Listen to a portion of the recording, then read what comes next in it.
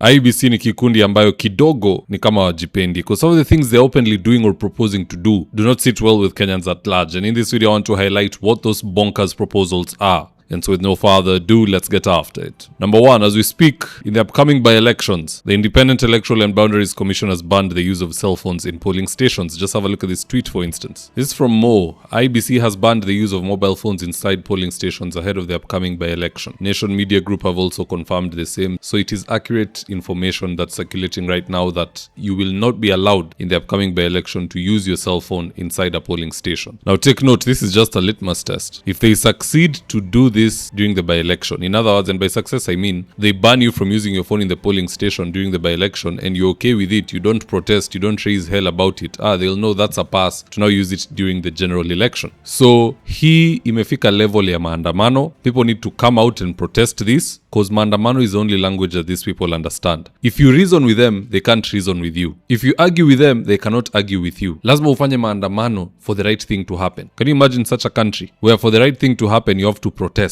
It can't just happen naturally. And probably the reason they don't want you entering a polling station with your cell phone is so that videos such as this never see the light of day.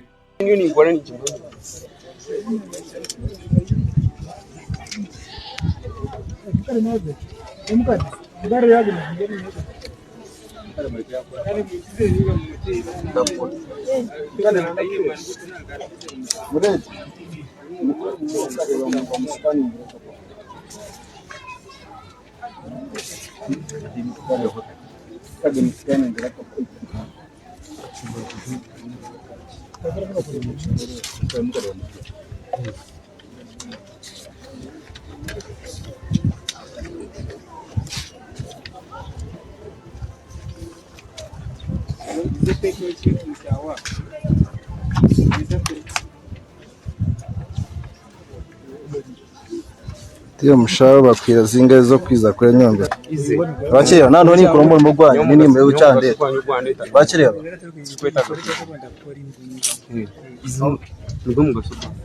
Yo no kore chawe.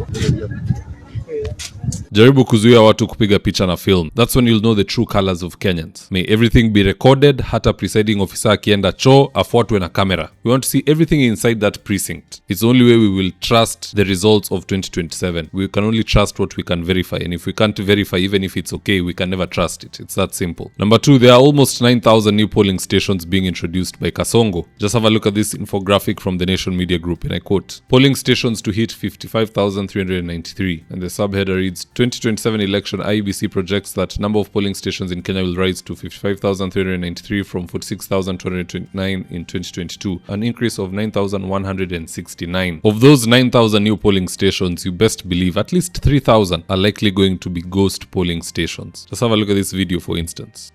Way picture of Baringo. Committee not Baringo, the current campaigns. The cost schools in Baringo. Kaya the proposal. Watanan kita magic lagi ni mumi. So magic dep kelai manjum picho ketej school kelai high school lagi ni mumi. Kakunjuerik nyau sere nyau. Amuja boshin mat.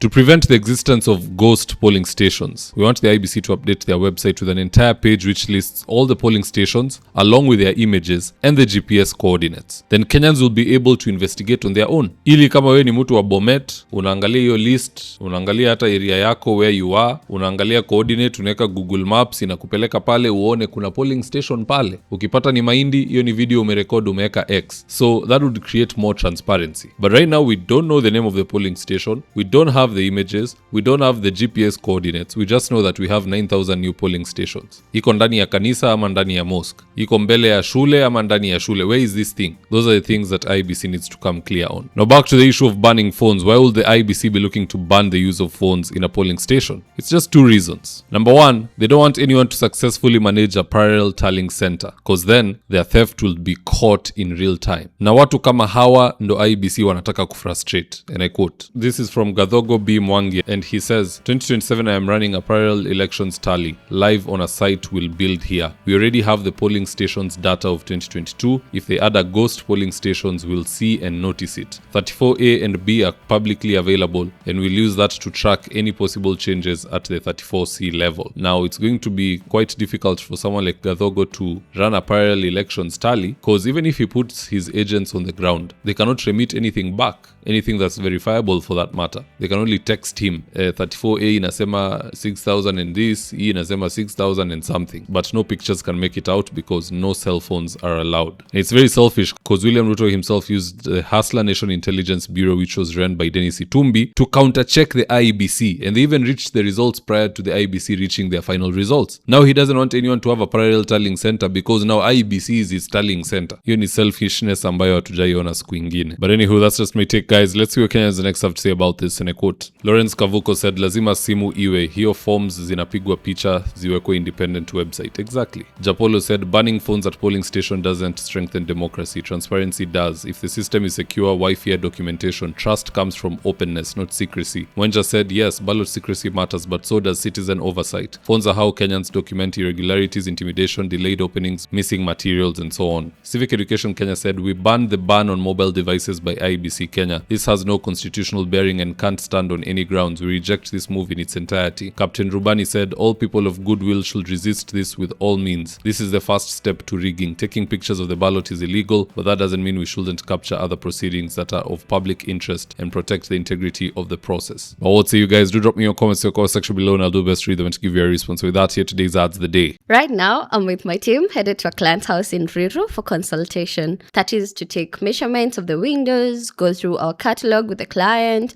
and then once they decide on the color and the fabric they want, we'll get busy sewing, and at long last, the curtains installation will be on us. So if you're looking for curtains, shears, curtain rods, curtain accessories, reach out to Phoenix Curtains and Interior Decor and we will sort you out. Call us on 0724 4141. If you're in need of electrical wiring, solar installation, or electrical fittings such as strip lights, snake lights, downlighters, or chandeliers, contact Engineer Wycliffe at 0707 476602 and he'll get your house dapped up.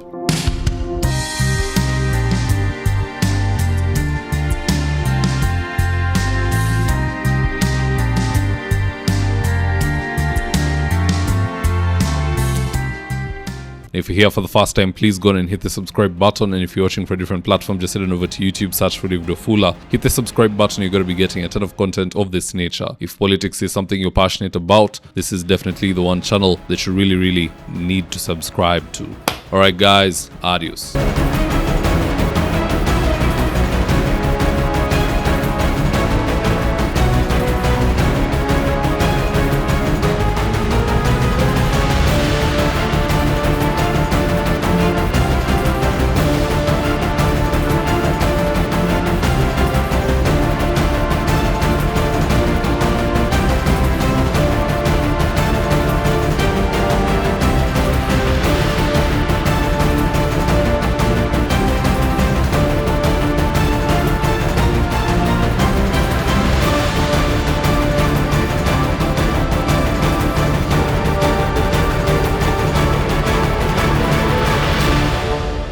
Thank you for choosing David Wafula as your primary news platform. We put countless hours in research, recording, and editing. By showing up each and every day to watch our videos, you encourage us to generate more videos for the viewers. We are on a mission to inform, educate, and build a better tomorrow. To our thousands of followers in a world full of presidents, kings, and queens, you are the real gem. Adios.